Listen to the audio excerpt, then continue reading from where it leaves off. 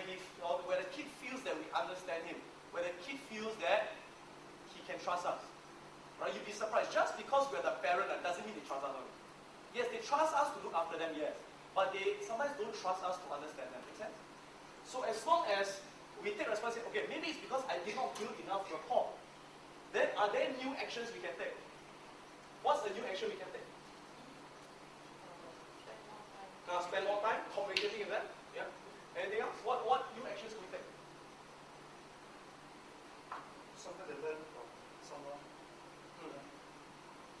Getting them to learn from someone else? Yeah. Start pressing from someone, some friend.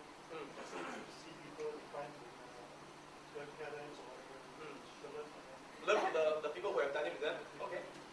Great. Change myself or examine other countries as a choice of work or point of view. Be conscious of So that. that love language for other. Okay, great, thanks. Yeah. So a lot of new actions you can take. So for example, one new action to take is before telling them what to do, the first thing you can do is, for example, listen to find out why they're not doing it in the first place. Listen non-judgmentally to find out why is it they don't feel like doing it, why is it they're not motivated. Then from there, after listening, you can then what? Get them to do it in a different way. New actions. You may say, Adam, how? That one later, okay? Later we're going to go into concrete strategies, but now we're still talking about the concept behind it. Okay? Taking responsibility. I'll give you an example. Classic example. Few years ago, I was running the program for the teens, So I was teaching them to do mind maps. You know mind maps, right? They're supposed to draw the colors in a certain way, using certain pictures. So I said, okay guys, I taught you how to draw, go and draw. So you're all drawing, okay? Then I got one of my assistant coaches, who's a past graduate, one of my students. So she was a volunteer. So her job was to check to make sure they were doing it. So she went around checking. And she saw this boy there doing it wrongly. The colors were all mixed up. So she went there and said, hey, wrong already lah, you better change. Then the boy looked at her and said, why wrong?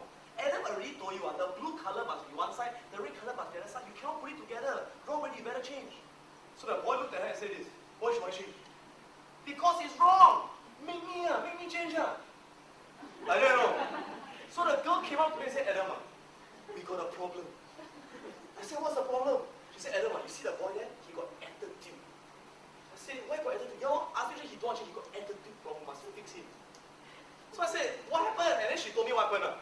Then I looked at her, I said to her, I said, I don't think the boy got a problem. I think you got a problem. Why? Because, think about it. If the guy is doing his work, and you go there and again use the tone of voice and that thing, and he says, hey, wrong already. What's the first thing he's going to get? Get very defensive, like, who are you to tell me, right? And the worst thing she said was this, you must change. The word you must change triggers this thing called, why should I? You are my age. Boom. Then of course you don't listen, right? So again, if we were to blame this kid and say he's just defined, then how? I go and scold him, hey, you better listen to this coach, I understand. Then he'll be more defensive, right? So instead, I said, okay, you've got to take responsibility. The reason he's not listening to you is because he does not trust you. It's because you don't have the rapport. So what new actions do you take? So I shared her a new strategy. Okay, like for example, if a kid does something wrong, okay, obviously he needs to change, right? But before we tell him what's wrong, what can we tell him first? Same thing if you have a colleague in your office. Let's say your boss. The colleague is doing something wrong and you want to correct the behavior. What can you first tell the person? Yeah, compliment first. Tell the person what's right. Because if let's say the colors were wrong, but could I find something that was good? I'm sure I can find, right? At least he was doing it. At least he was putting effort. So my approach would be, I'll go to the kid and say, hey, I can see you put all the key information into the mind map. You got all the right information. That's great. Good job. Then I could ask, at the same time, do you know how you can make the mind map easier to remember? And he says, how? I say, well, if you use all the blue color this way and all the red color this way, right, it will help your mind to organize and remember better. You can see for yourself.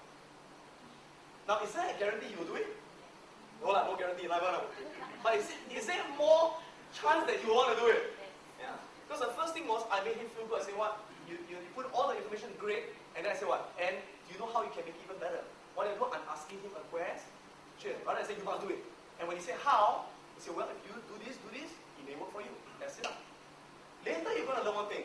Most kids do not like to be told what to do. Especially by two people. People their age and my parents. Okay?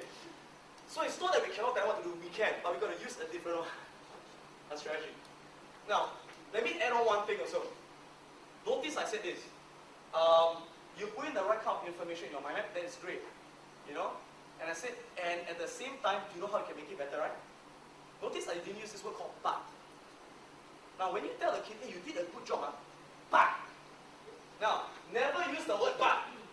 And this applies if you're in sales also, or your manager. Why? When you say but to a person, right, it triggers off what? Defensiveness.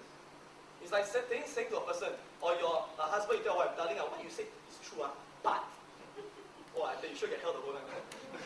So avoid using the word but, use the word what? At the same time. It's just a simple change in word, but it makes a big difference, right? To the way people feel. Very interesting. Again, later we'll go more into this. Right? Another example. Some teachers and some parents, they say things like, you know, my kid is just lazy, right? So again, I'm not saying the kid is innocent, but the moment we have this belief, or we just say he's just lazy, guess what? There's nothing we can do because he's just born like that. Right now. But again, instead of saying that, how could we take responsibility?